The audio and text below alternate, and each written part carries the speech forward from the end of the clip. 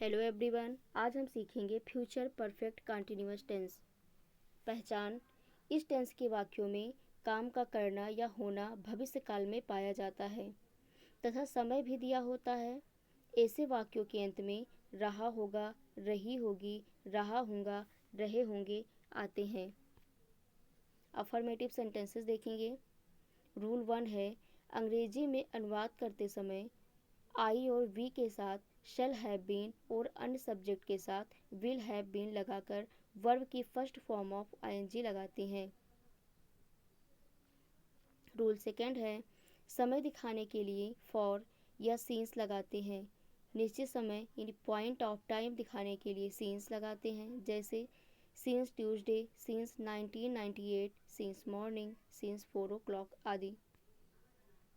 Rule 3, समय की अवधि पीरियड ऑफ टाइम के लिए फॉर लगाते हैं, जैसे for 2 days, for 3 months, for 5 hours आदि। फॉर एग्जाम्पल्स, फर्स्ट, वे 2 घंटे तक खेलते रहेंगे। They will have been playing for 2 hours। Second example, लड़की सुबह से सो रही होगी। The girl will have been sleeping since morning.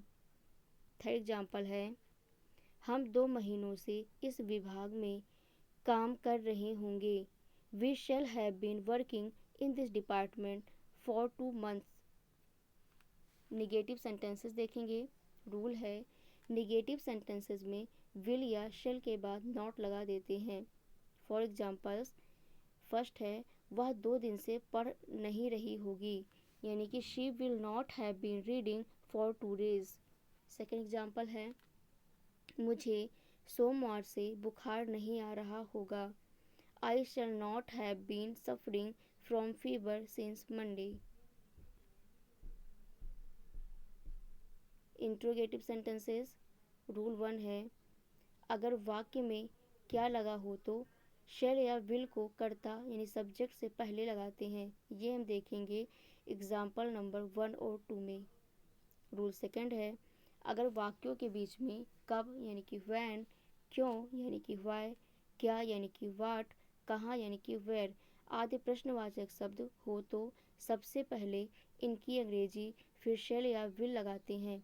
ये हम देखेंगे एग्जाम्पल नंबर 4 या 6 में।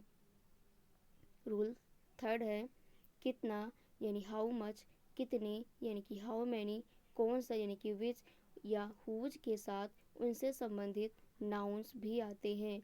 ये हम देखेंगे एग्जाम्पल नंबर 5 में। रूल 4 है, इंट्रोगेटिव निगेटिव वाक्य इंट्रोगेटिव अफर्मेटिव सेंटेंसेस की तरह बनाते हैं, केवल कर्ता यानी कि सब्जेक्ट के बाद नॉट लगा देते हैं। ये हम देखेंगे एग्जाम्पल नंबर 3 में। रूल 5, वाक्य के अंत में प्रश्न सूचक चिन्ह यानी क्वेश्चन मार्क अवश्य लगाते हैं। फॉर एग्जाम्पल्स, क्या हम उसका इंतज़ार सुबह से करते रहेंगे। Shall we have been waiting for him since morning? Second example है, क्या वह आलसी लड़का 2 घंटे से सो रहा होगा, यानी कि will that lazy boy have been sleeping for 2 hours? Third examples देखेंगे, क्या तुम 2 दिन से नहीं पढ़ रहे होंगे।